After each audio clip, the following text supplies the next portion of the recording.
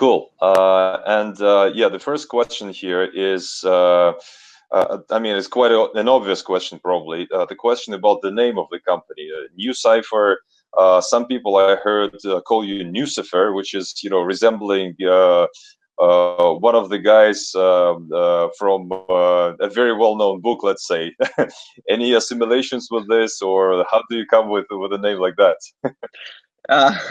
Yeah, so no relation to Lucifer. So it's NuCypher. Basically, a cipher is a secret code, and there are a couple different ways to spell it, with an I or with a Y. And then we just kind of appended new on there to kind of indicate that it's like I guess a new or a more modern way of doing encryption. Which is, I mean, okay, that thing would be okay to run with the third-party server and independent server that you would need to definitely trust, right? And but that thing, of course, is very, let's say, not very trustworthy, maybe, or I mean, it may have pretty much three drawbacks, right? I mean, in terms of your access to sensible info, right, which can be leaked to to the community. The second thing, of course, is the let's say high load problems when everybody, all the servers would come up to one point to actually to access the data. And of course, the third thing is the low failure of the one node, that everybody's accessing. So you have the other technology, which is PKE, EKE, the key encryption, where you have the peer-to-peer, which, from what I understand, of scalability to talk peer-to-peer. Now, how do you solve? What is your approach?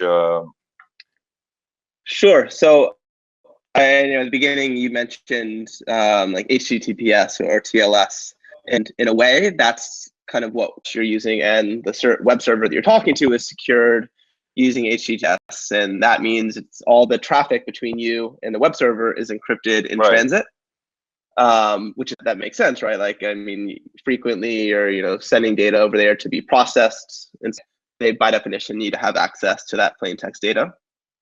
And I mean, in many cases, like, it's generally people trust Dropbox, Google, and I mean, some people don't, but as a society or culture, for the most part, we've kind of accepted that. But when you kind of extend that to this new world of decentralized applications, having just encryption in transit and decryption into plain text server side is basically a complete non-starter, because in this side could be like an IPFS node that's sitting in some guy's basement, or in a jurisdiction like with an oppressive regime or something like that. Basically, it's not feasible to trust whoever's running that node.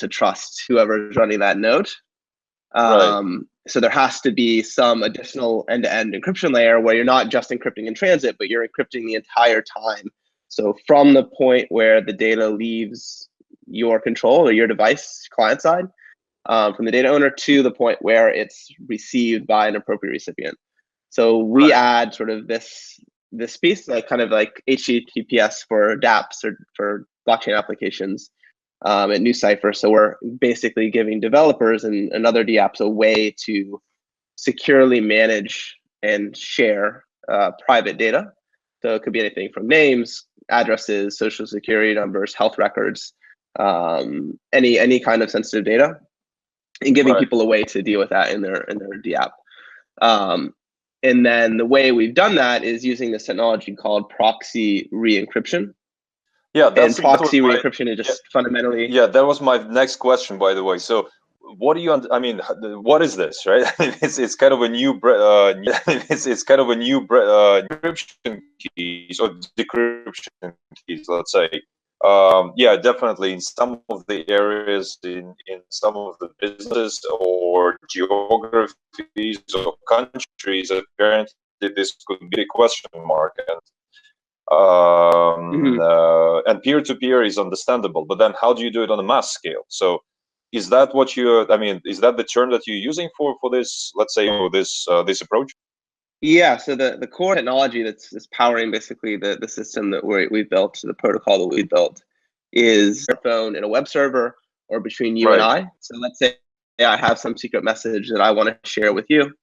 I can use traditional public key encryption to encrypt that message with your public key, send it to you across the network, and once you've received it, you can just decrypt it with your private key, and it works very well.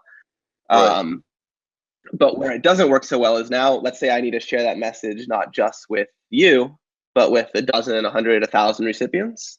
Exactly. I need to encrypt that message a dozen, 100, 1,000 times, send it across the network a dozen, 100, 1,000 times. It scales very poorly. Whereas with proxy re-encryption, what I can do is encrypt the data one time under my own and delegate and revoke access to that data to as many recipients as I like.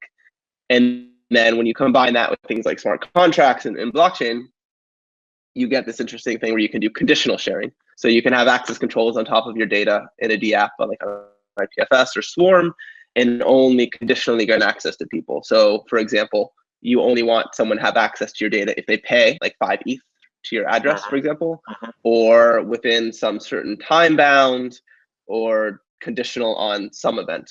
And that's kind of another interesting aspect to NuCypher. Right. And I mean, the tricky question, of course, is, I mean, we don't want to disclose any like sensitive information, of course, but the key question here is things, of course.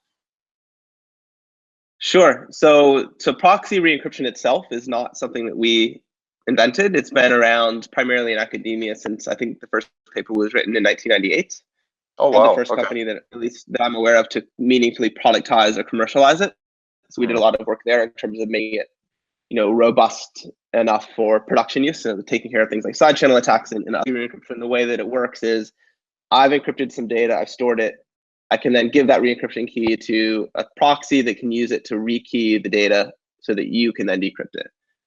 And traditionally, there's one proxy, there's one re-encryption key. What we've done for NuCypher is we've created a split key threshold version of proxy re-encryption.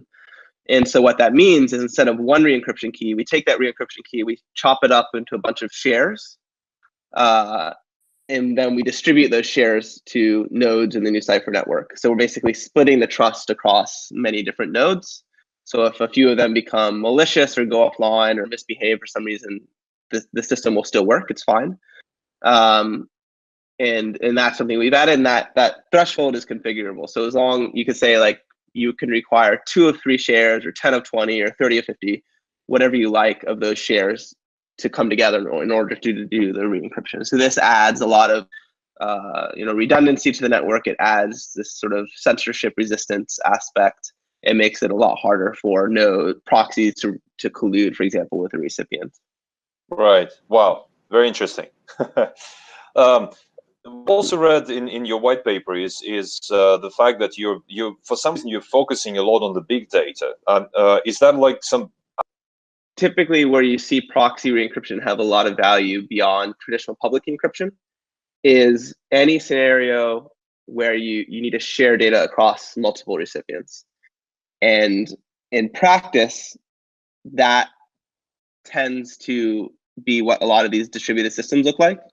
So big data platforms like Hadoop and Kafka, where you're computing on data across a bunch of Hadoop nodes, or Kafka, where you're streaming data to many different data consumers, or obviously in the blockchain space where it's totally decentralized. Potentially some stuff in like IoT, where you've got many different sensors that need to stream data or consume data. So really, like where proxy encryption has a lot of value is systems that are characterized by this multi-party recipient or data sharing pattern. Big data is one of those. Blockchain is another. And I think our primary focus is blockchain, but big data is just another sort of valid application of proxy re-encryption. Yeah, it does make sense, of course. Listen, just another maybe sensitive question, if you don't mind. I don't know if you're familiar with them or not. From what I heard, they started earlier than a little bit than NuCypher. They also, I mean, they have quite a strong team apparently, but just we don't follow what happens with them. But just, I mean, how do you see the area in terms of the players, friends or foes or Sure. whatever you call them?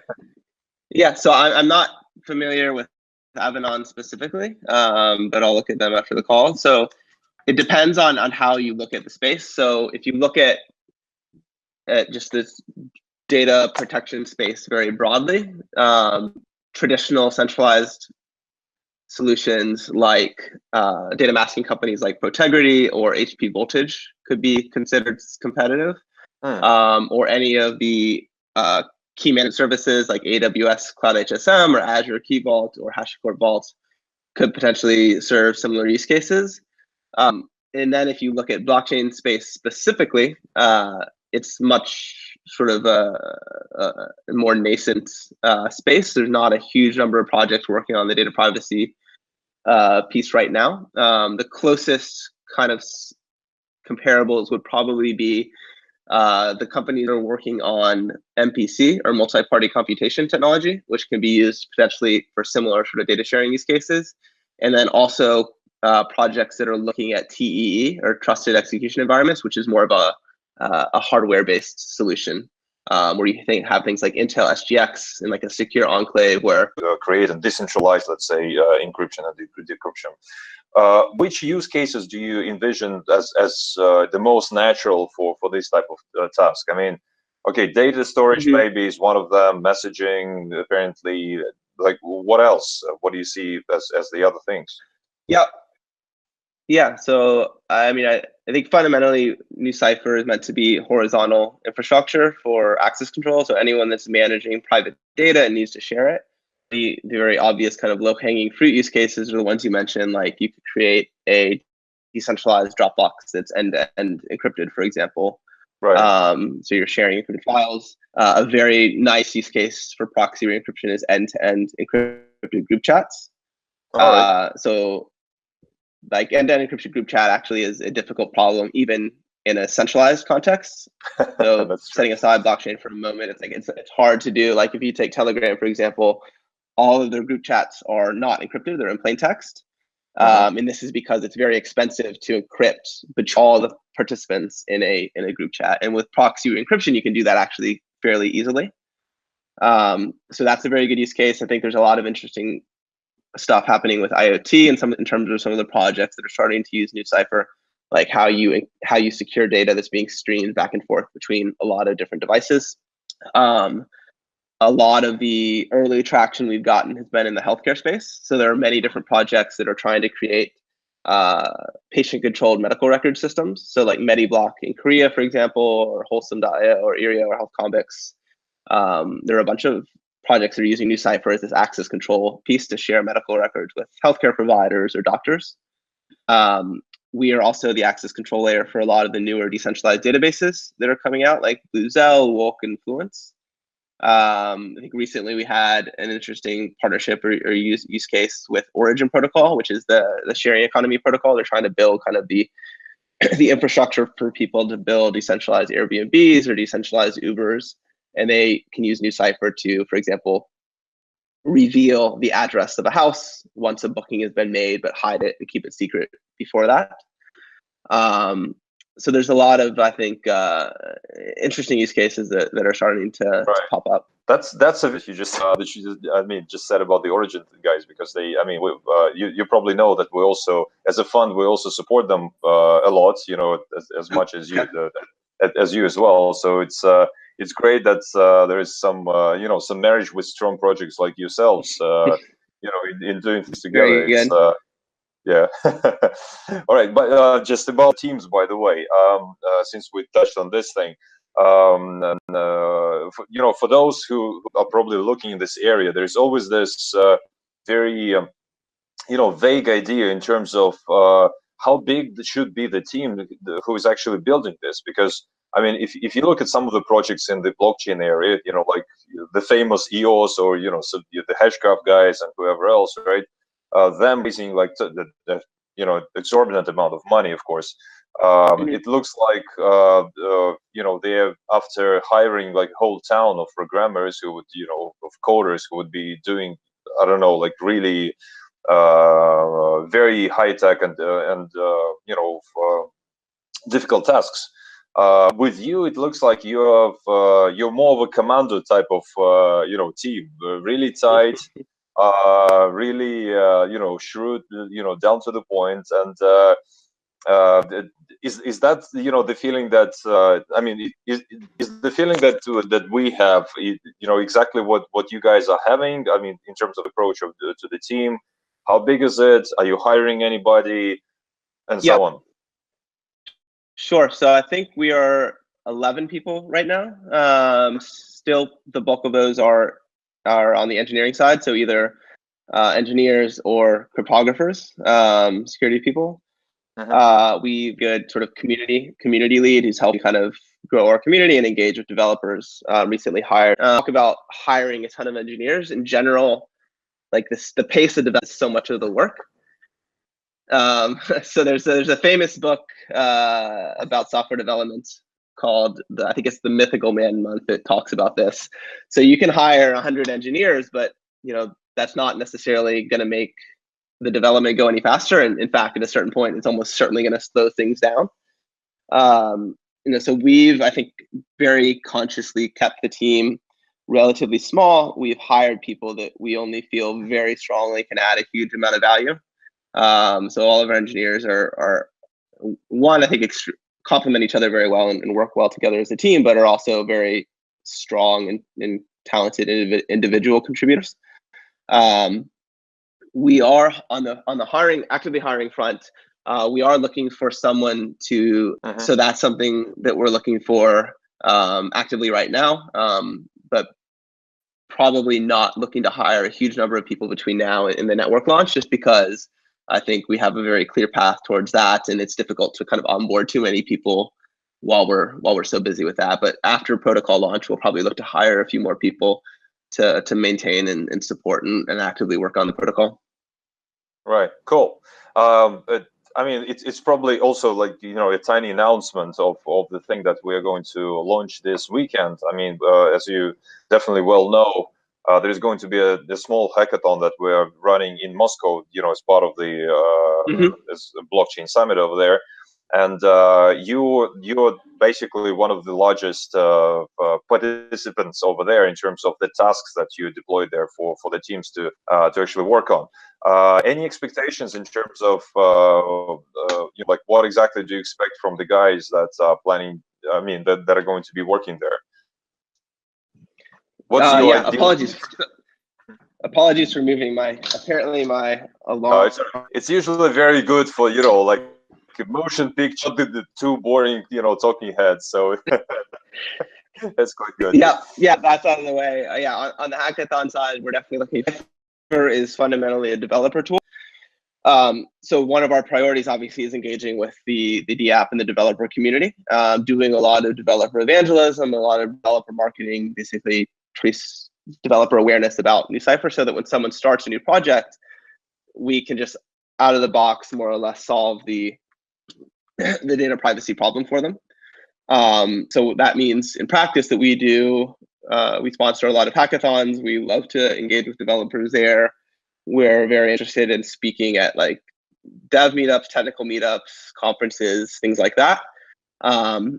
And so we're definitely looking forward to the hackathon with you guys this weekend, and hopefully more in Russia and Moscow in the future. Particularly excited about it because Michael, my co-founder and our CTO, is originally from Russia. We have one engineer still in Moscow right now.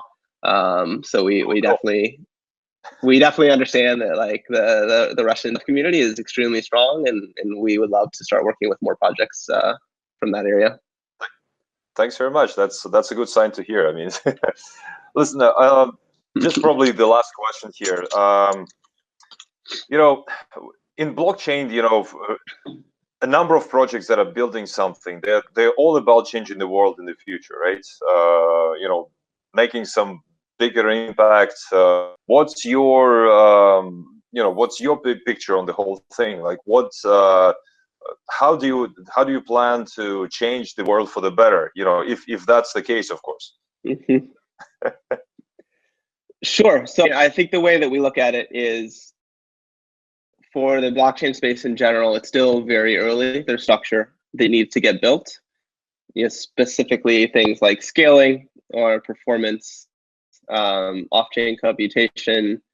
Obviously, the infrastructure piece that we're focused on is the data privacy aspect. So we really just want to solve that infrastructure piece so that the developers that are building these very kind of futuristic or next generation Web3 dApps are able to build on top of us and leverage the low-level infrastructure built to build these more kind of futuristic dApps. And I think a lot of the motivation for, or a lot of what's driving the interest about blockchains and decentralized applications in general is this idea of giving people greater control over their data, specifically how it's being used, who has access to it, how it's being monetized. In many ways, just kind of as a pushback against a lot of the large centralized technology incumbents. And I think that's not, NuCypher fits, I think, very well kind of into that theme. We give people a way to have control over that data and have it be private and shareable. So I think we're just very much interested in the technology stack for this decentralized web, and helping as many of these dApps launch and be successful as possible. Right. Okay. Well, I guess we'll probably be rounding up. And you know what? Maybe a personal question here, if you don't mind. Let's like 10 years from now, everything that you've have in your that have everything realized. And I think this is true of really every time there's a significant sort of change in the technology paradigm, or there's a new computing environment. So if you think back to when smartphones first came out, it very much looked like people would just try to take a PC application, put it to a smartphone. It took a while for kind of the technology to incubate and people to understand that this new by having a smartphone pocket, you open up like this entirely new set of applications, like an Uber, for example. You're on the street corner, you pull out your phone, you call a taxi to come pick you up, which didn't make any sense, obviously, if you just had your PC at your home or your office. And I think there's a similar thing happening with blockchain and crypto, and that right now, the vast majority of applications that are being built are just web apps or mobile apps that are being ported to blockchain, and people are just putting a payment token on top and saying it's a dApp. And that's, maybe some of those will be successful, but in general, that's not particularly interesting. I think there's likely going to be a bunch of newer native applications to blockchain that just weren't possible or didn't make any sense prior to blockchain. And I think we've seen a little bit of that, like some early indications of that with things like non-fungible tokens or digital collectibles. So the most high profile use case being like CryptoKitties, which is like kind of now, but I think potentially could turn into something really interesting. And then hopefully there'll be many more of those types of things that we discover kind of as an industry or as a community. I think the theme of that, I don't know like what the specific application will be yet, but I think the theme in general kind of tie back to what I talked about before, which will be just giving people greater control over how they interact with the web, how they interact with other services, greater control over their data, who has access to it, who's able to monetize it. There's kind of greater kind of more basically auditing of like exactly how the data is being used, which in many ways I think was kind of going back to the original inspiration for just the traditional internet. People, when it first started, it was very idealistic. It was a bunch of cypherpunks that like were creating this sort of open, network where you could engage with anyone in the world, kind of peer to peer, and then it kind of over time became this very heavily centralized thing. And so I think in many ways, kind of people are optimistic that potentially blockchain and tokens will kind of allow us to rebuild the original vision for what the web was, back before it fully centralized and became dominated by 5 or 6 large internet companies. Right.